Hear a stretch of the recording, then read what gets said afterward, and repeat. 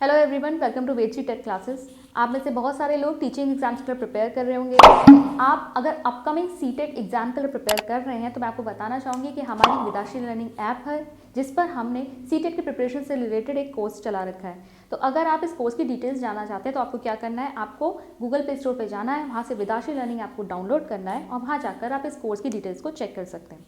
अब देखते हैं हम इसी में आपका एक पैडागोजी का टॉपिक आता है टाइप्स ऑफ टेस्ट, यानी जो आपके आकलन के लिए हम जो परीक्षण करते हैं वो परीक्षण कितने प्रकार के होते हैं।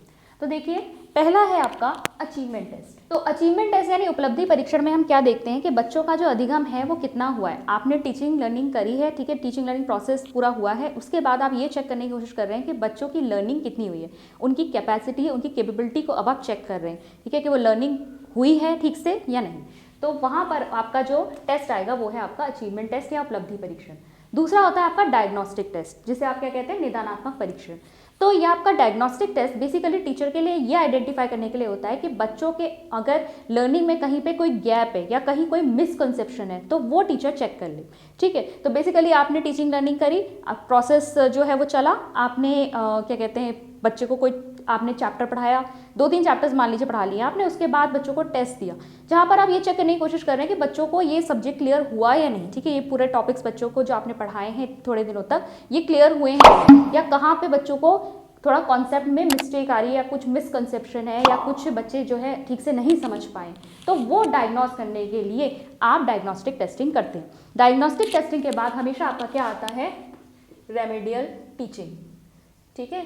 इसके बाद आप क्या देते हैं, रेमेडियल टीचिंग, जिसे आप क्या कहते हैं हिंदी में उपचारात्मक शिक्षण।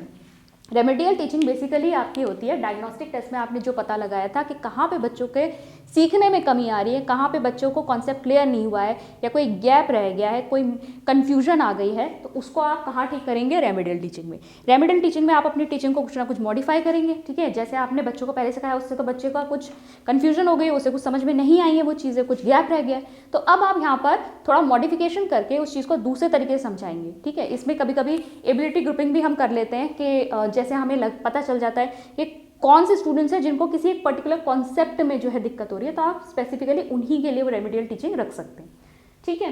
तो डायग्नोस्टिक टेस्ट और उसके बाद क्या होती है, रेमेडियल टीचिंग। इसके बाद हमारा तीसरे तरीके का परीक्षण आता है टीचर मेड टेस्ट।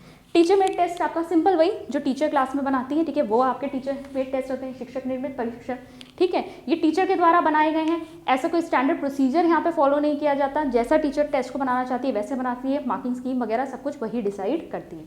जबकि स्टैंडर्डाइज टेस्ट की अगर हम बात करें, जो आपके क्या होते हैं, मानकीकृत परीक्षण, ये विशेषज्ञों द्वारा बनाए गए होते हैं, प्रॉपर स्टैंडर्ड इसमें फॉलो होता है, जो मार्किंग होगी और जिस तरीके से उसका इवैल्यूएशन होगा, जो मूल्यांकन की जो पद्धति होगी वो भी प्रॉपरली स्टैंडर्डाइज्ड होती है और उसी तरीके से उसे आपको एडमिनिस्टर भी करना होता है। टेस्ट को एडमिनिस्टर करना है मतलब जब टेस्ट को देना है आपको, सब्जेक्ट के ऊपर आपको वो टेस्ट अप्लाई करना है, ठीक है, तो वो उसका प्रॉपर प्रोसीजर ही फॉलो किया जाता है।